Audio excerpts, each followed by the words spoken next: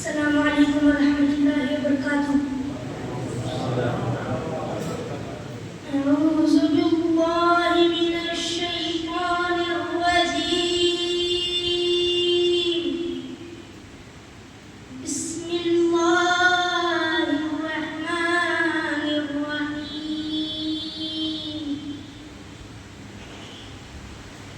ألم تر كيف فعل ربك بأصحاب الفيل؟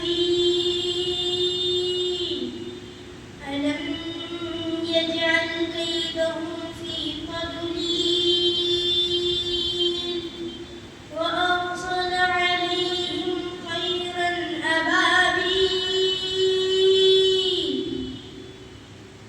ترميهم بحجارة من سجيل فجعلهم كعصف مأكول۔ صدق اللہ العظیم۔ الحمد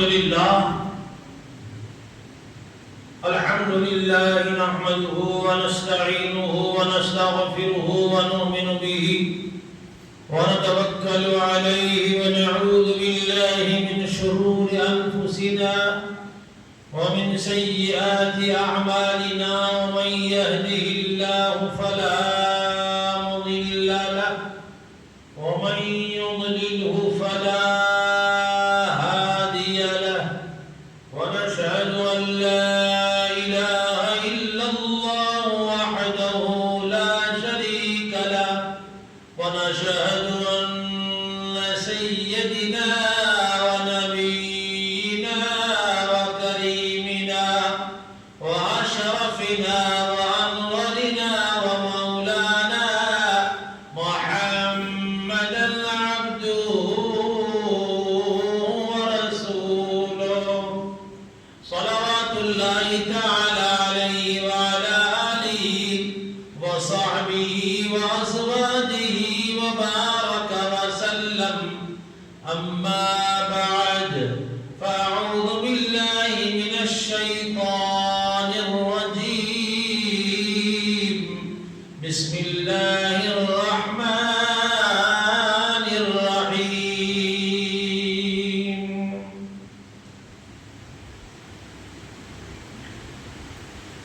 قد جاءكم من الله نور وكتاب مبين،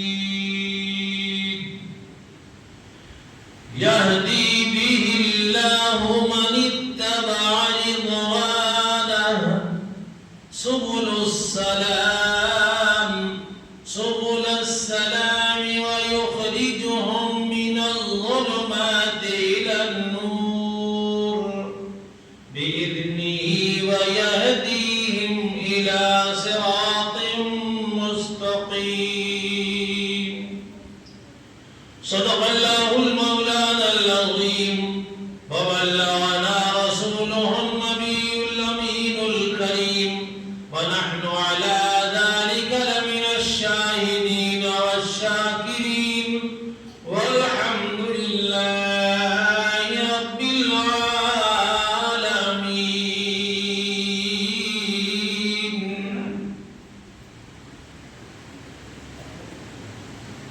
فرشتہ تھا نہ آدم تھا نہ ظاہر تھا خدا پہلے، فرشتہ تھا نہ آدم تھا نہ ظاہر تھا خدا پہلے، بنے ساری خدائی سے محمد مصطفیٰ پہلے، بنے ساری خدائی سے محمد مصطفیٰ پہلے، جب ہوا ذوفگن دین و دنیا کا چاند، آیا خلوت سے جلوت میں اسرا کا چاند، نکلا جس وقت مسعود بطحا کا چاند، اور جس سہانی گھڑی چمکا طیبہ کا چاند، اس دل افروز ساعت پہ لاکھوں سلام۔ بارگاہ رسالت و نبوت میں عزت و عقیدت و محبت کے ساتھ درود پاک کا نذرانہ پیش کیجئے۔ پڑھی اللہم صلی علی سیدنا و مولانا محمد وعلی سلام علیک یا رسول اللہ۔ آج سے انشاءاللہ تعالی 12ویں تاریخ تک روزانہ عشاء کی نماز کے بعد النور مسجد میں تقریباً 1 گھنٹے تک میلاد شریف کا پروگرام ہوگا، جس میں سیرت مصطفیٰ جان رحمت صلی اللہ علیہ وسلم بیان کی جائے گی۔ اور لیکن عام محفلوں سے یہ محفل بہت الگ اور اعلیٰ اور بالا ہے۔ اس محفل میں بغیر وضو کے نہ بیٹھیں، ادب کے ساتھ بیٹھیں اور کان کو لگا کر توجہ کے ساتھ سنیں۔ اللہ تبارک و تعالیٰ کے محبوب صلی اللہ علیہ وسلم کا ذکر اللہ کے بعد سب سے زیادہ اس کائنات عالم میں پسندیدہ ہے۔ ایک معنی میں اگر آپ دیکھیں تو خدا کا ذکر ایک زمانہ آئے گا مٹ جائے گا، لیکن رسول اللہ کا ذکر ایسا موقع نہیں آئے گا کہ مٹ جائے گا۔ وہ کب ہوگا؟ جس وقت میں ساری کائنات ختم ہوگی، قیامت سے پہلے قیامت آئے گی اور 40 سال کے لیے ساری کائنات ختم ہو جائے گی، کوئی باقی نہ ہوگا۔ اس وقت میں صرف اللہ کی ذات بابرکت ہوگی، تو اللہ کا ذکر کرنے والا کوئی نہ ہوگا، لیکن رسول اللہ کا ذکر خود اللہ تبارک و تعالی ان اللہ و ملائکتہ یصلون علی النبی یا ایھا الذین آمنوا صلوا علیہ وسلموا تسلیما اللهم صل علی سیدنا و مولانا محمد وبارک وسلم۔ اس مبارک آیت کریمہ میں یہی ہے کہ اللہ اور اپنے اس کے فرشتے محبوب صلی اللہ علیہ وسلم کے درود پاک پڑھتے رہتے ہیں، بھیجتے رہتے ہیں۔ ابھی ہم نے قرآن مقدس کی ایک آیت کریمہ تلاوت کرنے کا شرف حاصل کیا۔ اللہ تعالیٰ فرماتا قد جاءکم من اللہ نور وکتاب مبین۔ تحقیق آ گیا تمہارے پاس اللہ کی طرف سے ایک نور اور روشن کتاب، ایک نور اور روشن کتاب۔ بھائی نور کا ذکر پہلے ہے، کتاب کا ذکر بعد میں ہے۔ کتاب پہلے آتی نور سے۔ اندھیرے میں کتاب آپ کے ہاتھ میں دے دی جائے، کیا آپ کتاب کو سمجھ سکتے ہیں کہ کون سی کتاب ہے؟ اس لیے پہلے نور کو بھیجا، پہلے نور کو بھیجا، اجالا ہوگا تبھی معلوم ہوگا کتاب میں لکھا کیا ہے، کتاب ہے کس کی، کتاب لایا کون ہے، اس کا توفیق کیا ہے۔ اس لیے قرآن کے اترنے سے پہلے، کلام الہی کے آنے سے پہلے نور الہی کو کائنات میں جلوہ در فرمایا۔ وہ کوئی بھی زمانہ ہو، ہر ایک زمانے میں جلوہ نور مصطفیٰ موجود تھا۔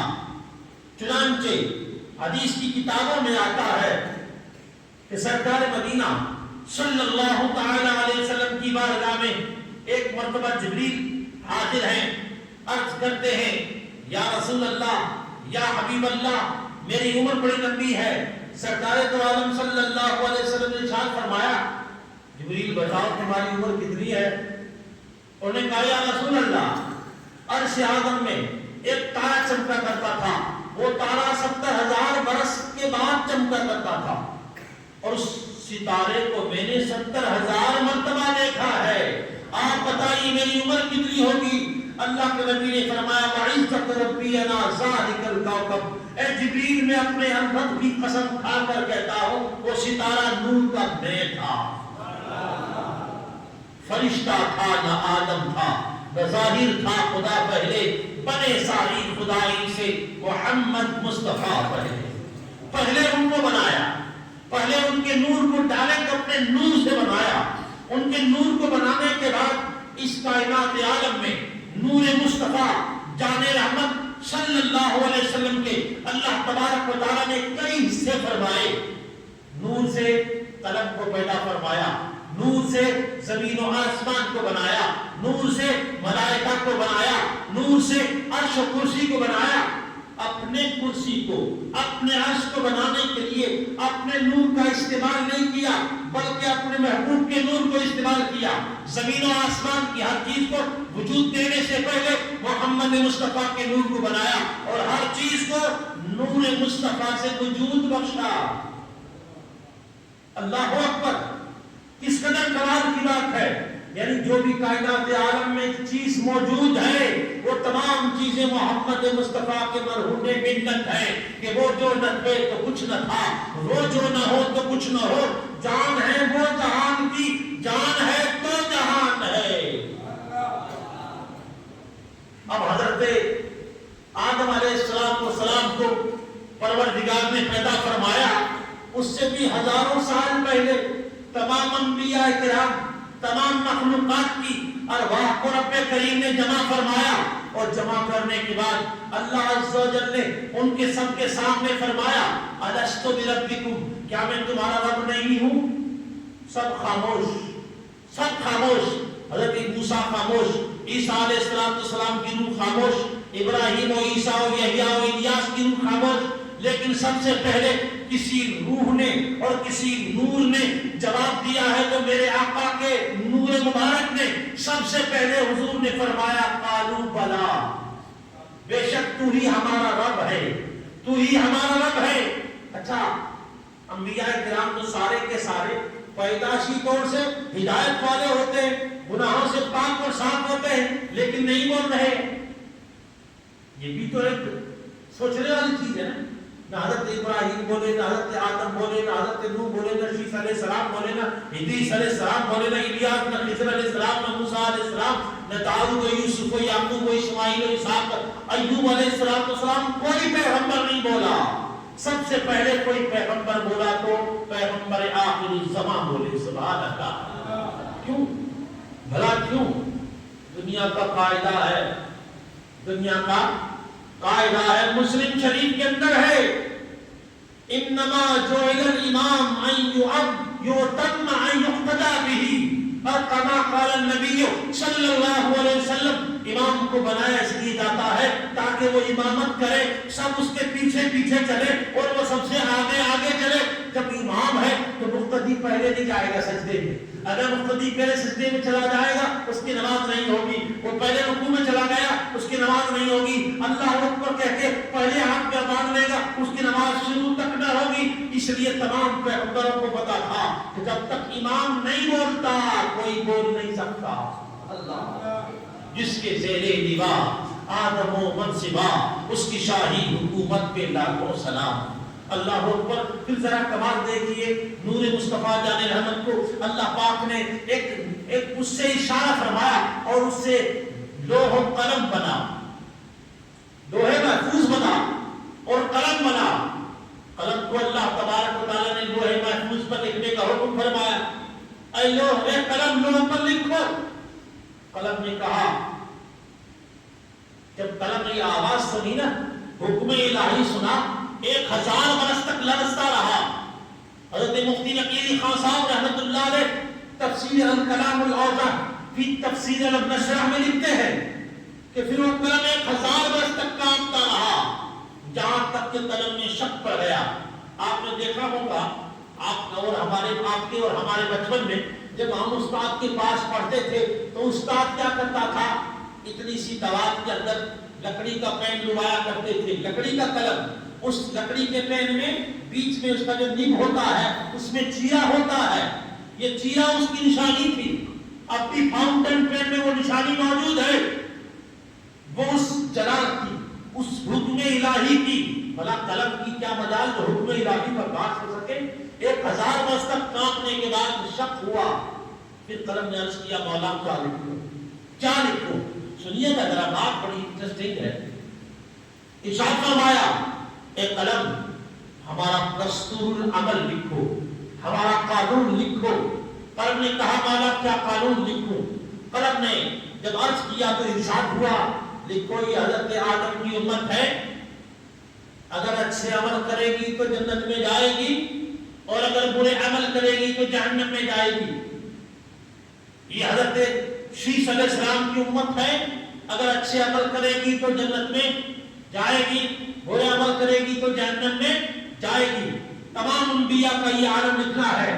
چنانچہ حضرت نوح کے بارے میں ابراہیم و اسماعیل و یوسف و یعقوب علیہ السلام، اسحاق و اسماعیل علیہ السلام اور سلیمان و داؤد علیہ السلام، تمام انبیاء کرام کا قلم نام لکھتا رہا، اور اس کی امت کے لیے یہ قانون وضع فرمایا تھا، اس کو لکھتا رہا۔ لکھتے لکھتے لکھتے لکھتے حضرت عیسیٰ کا نمبر آیا، سیدنا عیسیٰ علیہ السلام کے بارے میں اس قلم نے لکھا یہ امت عیسیٰ علیہ السلام ہے، حضرت عیسیٰ کا لقب روح اللہ ہے، اس پیغمبر کی امت اگر اچھا عمل کرے گی تو جنت میں جائے گی، اور اگر برا عمل کرے گی تو جہنم میں جائے گی۔ اب امت محمد مصطفیٰ کا زمانہ آ گیا، ان کے بارے میں قانون لکھنے کا زمانہ آ گیا۔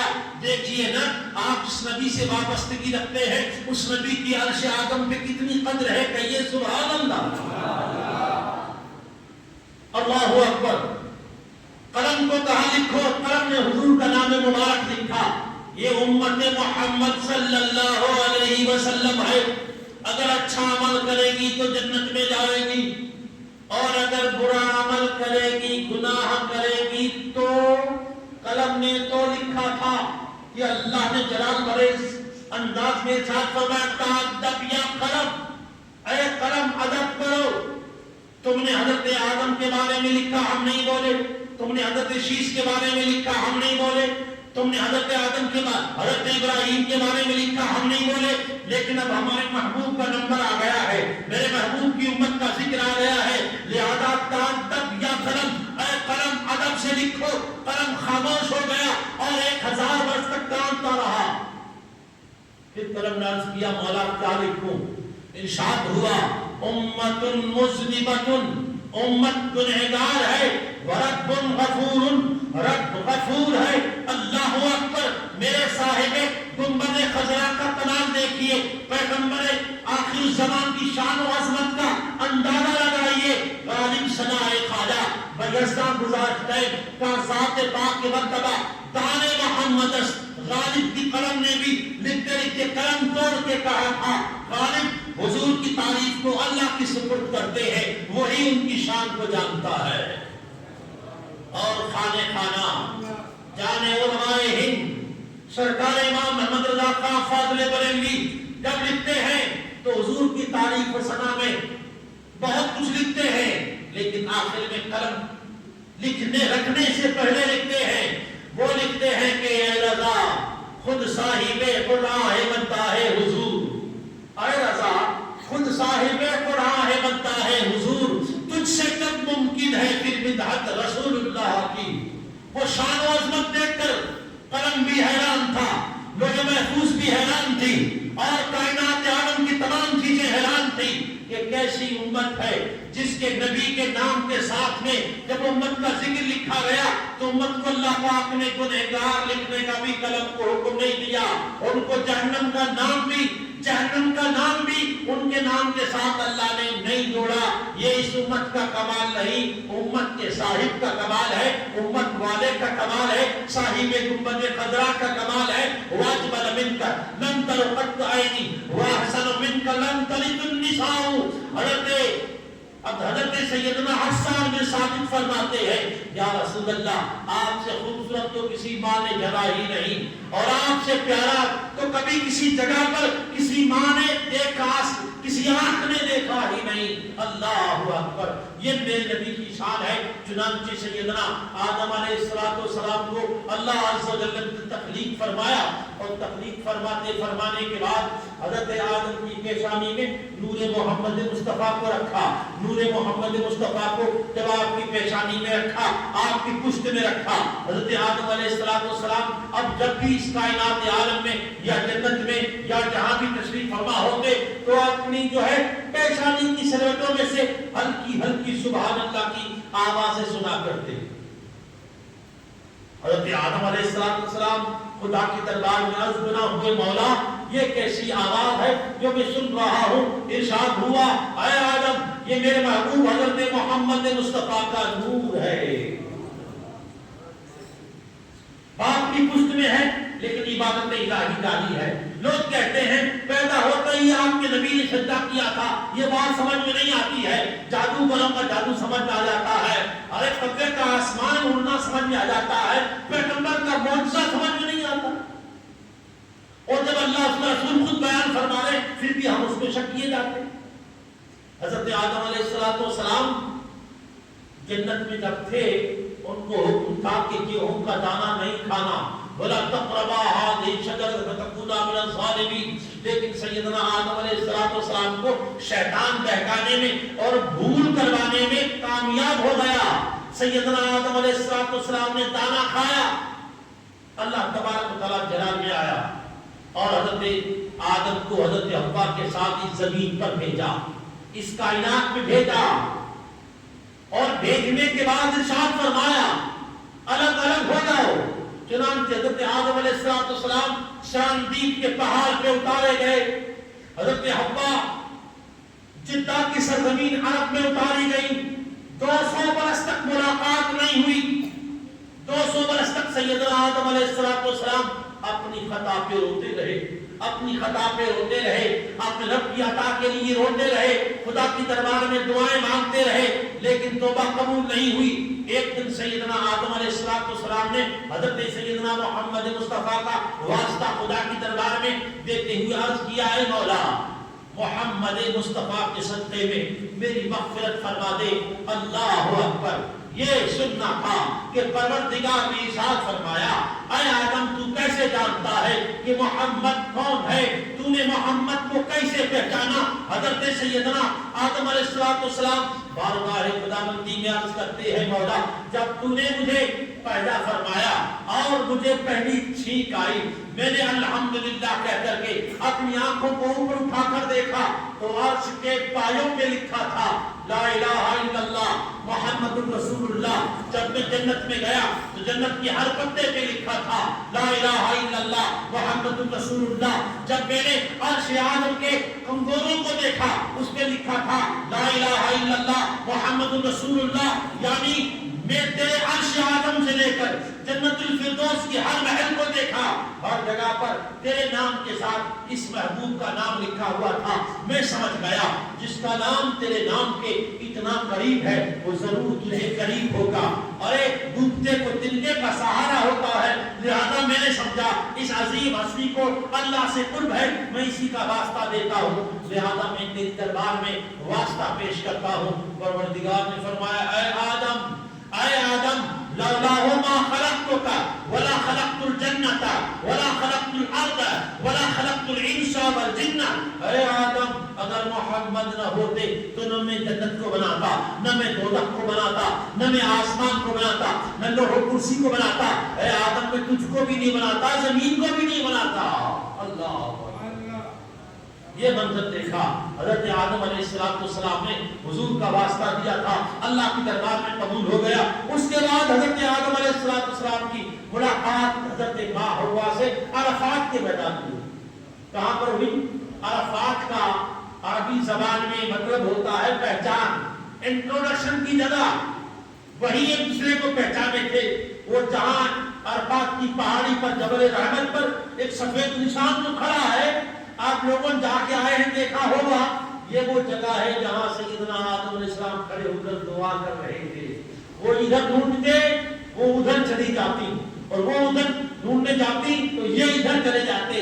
پھر جب حضور کا واسطہ بارگاہ الہی میں دیا، اللہ پاک نے دونوں کی ملاقات بھی کروا دی اور دونوں کی حضرت آدم علیہ السلام کی خطا کو بھی معاف کر دیا۔ اب بتائیے، اللہ نے رستہ بتایا، ہمیں پیدا ہونے سے پہلے اللہ نے ہماری خطا کی معافی کا راستہ بتا دیا۔ یعنی اگر تو کچھ بھی کرے گا، تجھ سے گناہ ہو جائے گا، لیکن تیرے پاس اگر توبہ کرنے کا، توبہ تو کرے گا میری دربار میں، لیکن ہزاروں طریقے تیرے پاس ہوں گے، لیکن توبہ قبول ہونے کا کوئی خاص راستہ نہیں ہوگا۔ جیسے میرے محبوب کا نام تیرے باپ کی طرح لے کر کے میری دربار میں پیش کرے گا، میں تیری خطا کو بھی معاف کر دوں گا، تیرے گناہ کو بھی معاف کر دوں گا۔ جب ہمارے باپ کی توبہ قبول ہو سکتی ہے ہمارے نبی کے صدقے میں، تو ہماری کیوں نہیں معاف ہو سکتی؟ اللہ اکبر۔ حضرت آدم علیہ السلام کا حضرت حوا کو اللہ پاک نے جنت میں پیدا کیا۔ کہاں پیدا کیا؟ عورت کو کہاں پیدا کیا؟ جنت میں۔ پہلا روپ عورت کا کیا ہے اس کائنات میں؟ عورت کا پہلا روپ اس کائنات میں بیوی ہونا۔ کیا ہے؟ بیوی ہونا، نہ ماں ہونا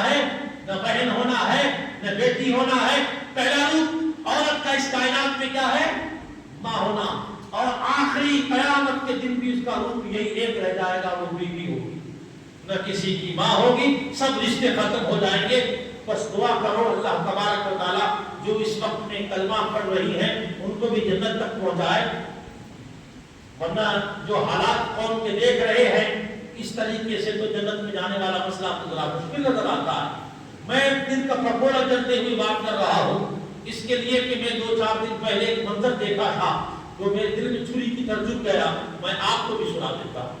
اس لیے نہیں سناتا ہوں کہ میں کسی کی غیبت کر رہا ہوں، اس لیے سنا رہا ہوں کہ کوئی اپنا ہوتا ہے، اس کا جب نقصان ہو رہا ہوتا ہے اور اس وقت میں کوئی نہیں بولتا ہے تو وہ دشمن ہوتا ہے، اپنا نہیں ہوتا۔ اپنا ہوتا وہ کہتا بھائی آپ کا فلاں چیز رک رہا ہے یا آپ کا فلاں نقصان ہونے جا رہا ہے، میں پہلے سے آپ کو سوچت کر رہا ہوں۔ وہ کیا سوچی کیا ہے، وہ خبر کیا ہے؟ وہ یہ ہے ہماری بہن بیٹیوں کا جو نکاح کرتے ہیں تو کیمرہ مین کو ہم بلاتے ہیں، کیا کرتے ہیں؟ کیمرہ مین کو بلاتے ہیں اور پرائے لوگ آتے ہیں۔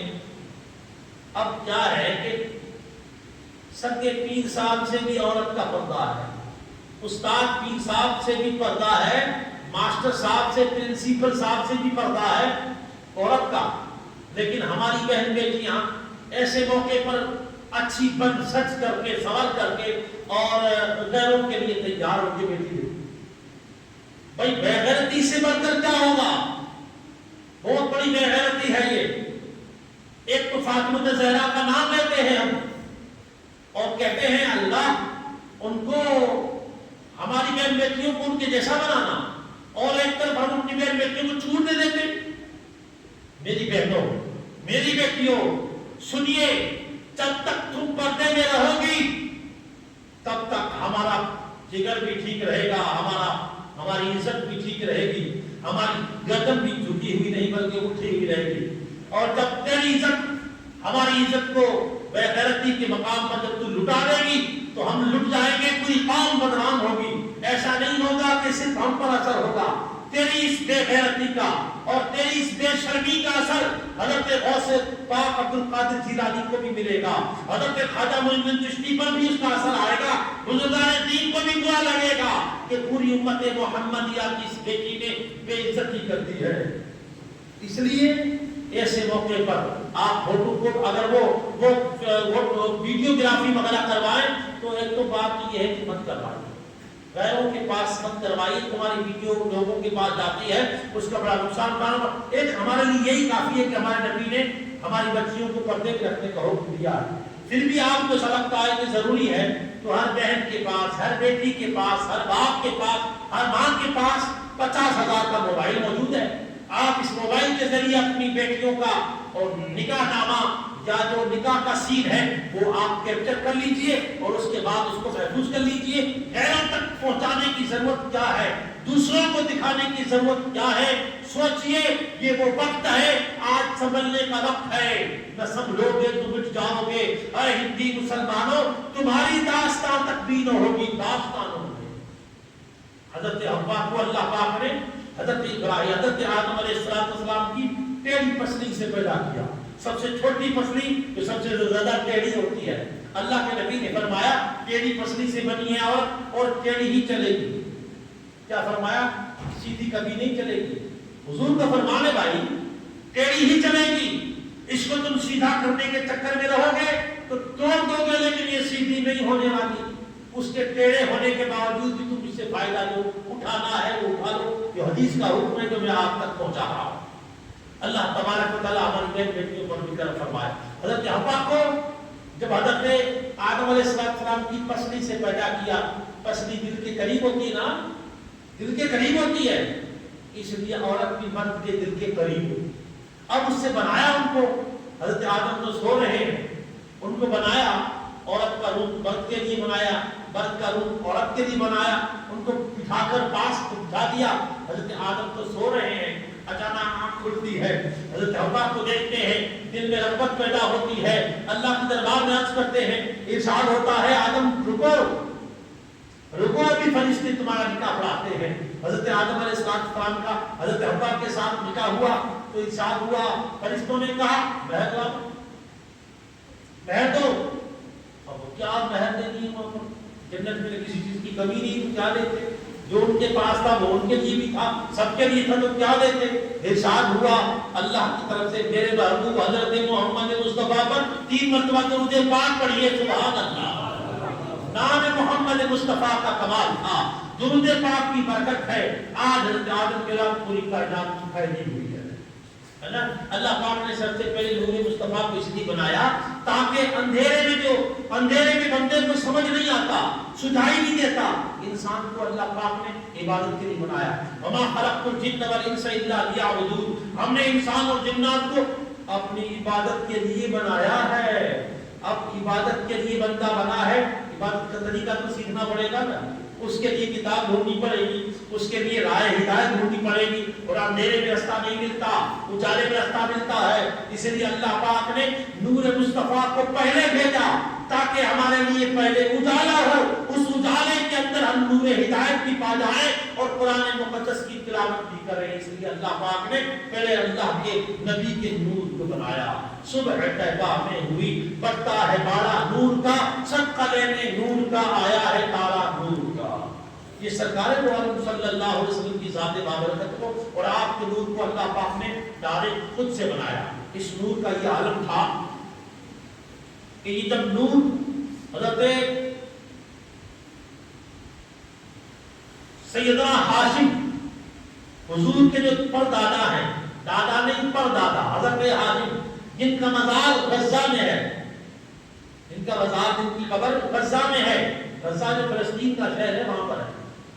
ان کا اصل نام تھا عمرو اور وہ مشہور نام تھا ان کا ہاشم.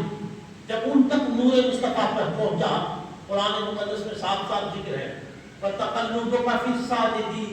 اے میرے محبوب تیرا سجدہ کرنے والے نمازیوں میں گھومنا ہم دیکھ رہے تھے.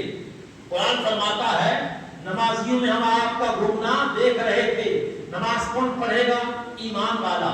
بے ایمان کوئی نماز نہیں پڑھے گا. اور اللہ کے نور کے، اللہ کے نبی کے نور کا کمال تھا کہ حضرت آدم علیہ السلام سے لے کر کے حضرت عبداللہ تک، حضرت آمنہ سے لے کر کے حضرت حبہ تک حضور کی نہ کوئی ماں کافرہ ہوئی، نہ آپ کے ابا، آپ کے خاندان میں کوئی بھی باپ دادا 21ویں پیڑھی ہو کہ 88 پیڑھی ہو، 80 پیڑھی ہو یا 90 پیڑھی ہو، آپ کے خاندان میں اوپر سے لے کر نیچے تک کوئی بھی اہل کفر یا اہل ظلمت یا اہل زنا ہوا ہی نہیں. جبکہ جہالت کائنات میں پھیلی ہوئی تھی. اس پر پوری کتاب لکھی ہے امام اہل سنت نے. اگر آپ پڑھیں گے تو آپ کا دل روشن ہو جائے گا، آپ کا دل روشن ہو جائے گا. تو اللہ کے نبی علیہ السلام کو اللہ تبارک و تعالیٰ نے اس کائنات عالم میں بھیجا ہے نا، تو بھیجنے کے ساتھ نور بنایا ہے. پہلے آپ کا نور بنایا ہے. حضرت امام ترمذی نے نقل کیا ہے کہ حضرت سیدنا حضرت جابر بن عبداللہ انصاری بارگاہ نبوت میں عرض کرتے ہیں یا رسول اللہ، یا حبیب اللہ صلی اللہ علیہ وآلہ وسلم، اللہ پاک نے سب سے پہلے کس چیز کو بنایا؟ بھائی کس سے سوال ہو رہا ہے؟ جس نے کسی یونیورسٹی میں نہیں پڑھا، کسی اسکول میں نہیں پڑھا. صحابہ کا عقیدہ ہے کہ جو ہم پوچھ رہے ہیں وہ حضور جانتے ہیں. صحابہ کا عقیدہ تھا، اس لیے رسول پاک سے پوچھا یا رسول اللہ سب سے پہلے اللہ نے کس چیز کو بنایا؟ جابر کی اس عرض کو سن کر کے سرکار دو عالم نے فرمایا اللہ پاک نے سب سے پہلے تیرے نبی کے نور کو بنایا. سبحان اللہ. سب سے پہلے حدیثوں میں جب یہ ذکر آئے گا تو ہم حضور کو اللہ اکبر. حضرت سرکار غوث کی ایک بات سنا دیتا ہوں حضور کے نور پر. حضرت شیخ عبدالقادر جیلانی غوث پاک نماز پڑھا رہے تھے. وہ نماز تھی عید کی نماز تھی. عیدگاہ میں نماز پڑھا رہے تھے. ایک بندے نے آپ کی دربار میں آ کے سوال کیا آپ کہتے ہو ہمارے نبی نور ہے، ہمارے نبی نور ہے، یا آپ کہتے ہو کہ ہمارے نبی جو ہے عرش پر چلے گئے؟ آپ نے فرمایا ہاں ہم کہتے ہیں ہمارا دعویٰ ہے اور ہم اس پر دلیل رکھتے ہیں. اس نے کہا حضور والا عرش کو تو کوئی رستہ بھی نہیں، آسمان کو کوئی دروازہ نہیں، پھر بھلا کیسے چلے گئے؟ کچھ لوگ ہے نا ان کا خیال یہی ہے جو ہماری طرف نظر آتا ہے وہ سب ہماری طرح ہوتا ہے، چمکدار جو نظر آتا ہے سب سونا نہیں ہوتا، تو یہ سمجھ رہے ہیں کہ ہم بھی چمک رہے ہیں تو ہم بھی ان کی طرح ہیں، حالانکہ ایسا نہیں ہے۔ اس لیے انہوں نے پوچھا نا تو حضرت شیخ عبد القادر جیلانی اللہ کے ولی کو اللہ پاک نے الگ پاور دیا ہوتا نا، انہوں نے کہا بھائی رکو میں اس سوال کا جواب دیتا ہوں۔ اس نے کہا نہیں جواب دیجیے پھر نماز پڑھائیے۔ آپ محراب میں کھڑے تھے نا، محراب میں کھڑے قریب بلائے کہ کھڑے ہو جاؤ، قریب آیا سب میں کھڑے ہو جاؤ، سب میں کھڑا ہو گیا۔ اب یہ دیوار تھی نا، دیوار سیدھا روانہ ہوئے، دیوار کا پتہ بھی نہیں چلا، اس دیوار ایسے ہو گئی، باہر نکل گئے واپس آ گئے، فرمایا اس طرح گئے اور اس طرح آ گئے۔ اس نے کہا حضور یہ کیسے ہو سکتا ہے، دیوار ٹوٹی بھی نہیں ہے، آپ باہر چلے گئے۔ بیٹا یہ دیکھنے کی چیزیں ہیں، سمجھنے کی چیزیں نہیں ہے، ہمیں ایمان رکھنا ہے کہ اللہ نے ہمارے نبی کے نور کو سب سے پہلے بنایا، اور آپ کے نور کا یہ عالم تھا کہ حدیث مبارکہ میں ہے سرکار دو عالم صلی اللہ علیہ وسلم کے ناک مبارک پر ہمیشہ ایک نور کا چراغ جگمگاتا رہتا، دور سے کوئی دیکھنے والا دیکھتا اس کو لگتا کہ آپ کا جو ناک شریف ہے بہت اونچا ہے ایسا لگتا، لیکن غور سے دیکھتا تو معلوم پڑتا کہ انوار و تجلیات کی برسات ہے جس سے حضور کی مبارک ناک کو ہم سمجھنے میں غلط ہو گئے۔ یہ نور کا عالم تھا۔